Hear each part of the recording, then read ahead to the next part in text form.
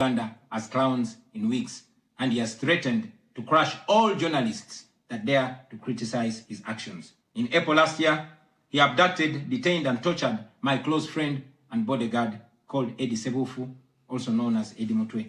He later on posted on Twitter naked pictures of Eddie, boasting that Eddie Mutwe was in his basement learning Museveni's mother tongue, Unyankole. Last month, he bragged about killing 22 of my friends, and he said that he's praying that I am the 23rd person for him to kill. In other words, Museveni and his son no longer fear international retaliation for their crimes. They've been so emboldened by your lack of action. They know that they can murder their own people, imprison them, torture them, remove their fingernails, push needles down their testicles, and nothing will happen to them. Now, they're using rape as a weapon. Boys and girls, men and women, people of all ages have reported being sexually assaulted by Muhoozi's military. And it's not rare. The majority of the people that they capture and unlawfully imprison have reported being raped, whether men or women. It is no longer possible, ladies and gentlemen, for the international community to deny Museveni's violence and atrocities. It's all over social media. And today, I am talking about it to you. Now, this is our call to action. The way I see it, if the international community continues to be complacent, then Uganda will go from bad to worse. Museveni and his son's military will massacre many more innocent Ugandans. You, ladies and gentlemen, in the Western world, will be forced to grapple with millions of Ugandan refugees pouring into your countries. And maybe then, the international community will come and commiserate with the people of Uganda, just like they did after the genocide in Rwanda, but it was too late. The second option is that the international community rises to the occasion. You stand by the values that you profess, democracy and human rights. You can rein in on General Museveni and his son through targeted sanctions as well as financial and legal pressures. Ladies and gentlemen, Ugandans are not seeking for pity. Ugandans are only seeking to see the world take action against the individuals that have violated their rights for far too long.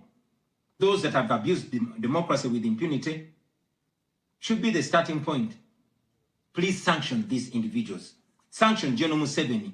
Sanction General Muhoozi. Sanction all the police and military officers that are responsible for gross human rights violations. Sanction those commanders. Sanction the judicial officers that have aided criminality through deliberately misinterpreting the law or skewing it. Those that normalize electoral fraud. Those that remand to prison suspects that should actually be sent to hospital. Sanction these individuals because their combined efforts in the last election effectively give autocracy a blank check to rule over the people of Uganda for 5 years. We call upon the international community to treat General Museveni exactly how they treated Idi Amin, because Idi Amin did what he did to Ugandans for only 8 years. Museveni has done much worse to the people of Uganda, and it has been for 40 years and counting. Because of the inaction of the international community, Museveni's mode of dictatorship and human rights violations is being seen as acceptable in the region, and it must be stopped before it is exported to other countries in the region and in the continent. We ask the international community not to recognize Museveni's regime because it is not legitimate. Please terminate any forms of cooperation with this government because he is not legitimate. On our end, as the people of Uganda, we are committed to non-violent means of changing our country, non-violent means of putting an end to this 40-year-old dictatorship. And you can be sure that the people of Uganda will sooner or later free themselves, because oppressed people cannot stay oppressed forever. With your help, friends, with the help of the international community and development partners, we can change our country. We can liberate Uganda before it is too late. I thank you for listening to me, for God and my country. Today, in 2022, I spoke about a country that I call home, Uganda, a nation of 50 million people living under the violent military dictatorship of General Yoweri Museveni, who has for 40 years twisted the law and used the military to stay in power. I told you of how I ran for president against him in 2021, how it was the most violent political campaign yet, and how he massacred hundreds of our people on the 18th and 19th of November 2020. How he shut down the internet on the eve of the election, imprisoned me inside my home for weeks, and then declared himself winner of the 2021 presidential election. Now, it is 2026, and here I am again, speaking to you at the Geneva Summit. Nothing has changed for the better, only going from bad to worse. Despite what happened in 2021, we were driven by hope to give it another try. So in 2025,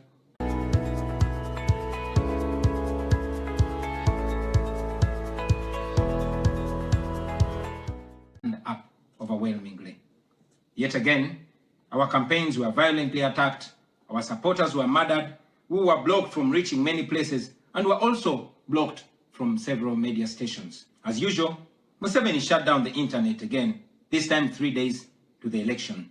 And what happened thereafter was not an election, but a military operation. The election was so rigged to the point that even at the polling station where Museveni voted for, he got much more votes than the actual registered voters in the register.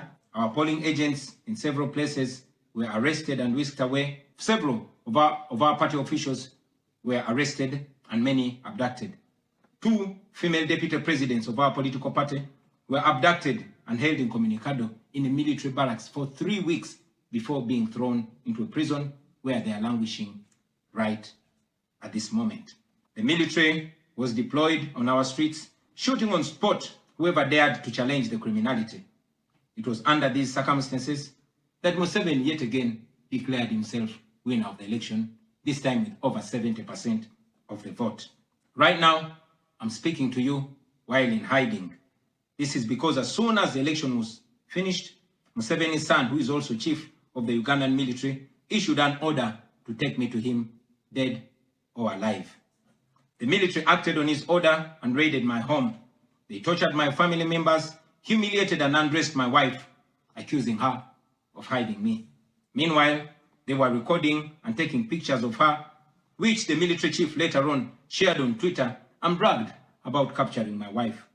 They also took over my home and surrounded it, and they are occupying my home as we speak right now. My wife and children had to flee the country for fear of their lives. I am in hiding, but I don't want to be in hiding. It was necessary though, so I can stay alive and be able to speak to you right now. I've said it before and I say it again, that I'll resurface at the right time in my country. I feel like the international community has abandoned us. They've ignored us and they've left us to the fate of dictators. When I ran for president in 2021, Museveni and his thugs denied their crimes. They killed our people and denied it. They tortured people and denied it. They raided our houses and denied it. General Museveni has been a smart dictator because he puts on a suit, goes to the West and to the UN, speaks very nicely about democracy and human rights, but realistically, he does not mean any of those. He talks about our so-called Human Rights Commission in Uganda, but the same person closed the UN Human Rights Office in Uganda 2 years ago because they dared to question him about his atrocities. Now that is how he has been able to maintain a facade of democracy for 40 years and counting. But now Museveni is 83 years old, and his 51-year-old son, Muhoozi Kainerugaba, commands our military, the Uganda People's Defense Forces, more like Uganda's defense against his own people. And he's effectively in charge. Unlike his father, Muhoozi does not play the role of a good dictator. He openly and shamelessly says despicable things on social media. On Twitter, he openly confesses and brags about committing atrocities against the people of Uganda. When he was summoned by Parliament, he called Parliament a house of clowns and fools, and he threatened to arrest all of them. He describes judges of the Supreme Court of Uganda as clowns in wigs, and he has threatened to crush all journalists that dare to criticize his actions. In April last year, he abducted, detained, and tortured my close friend and bodyguard called Eddie.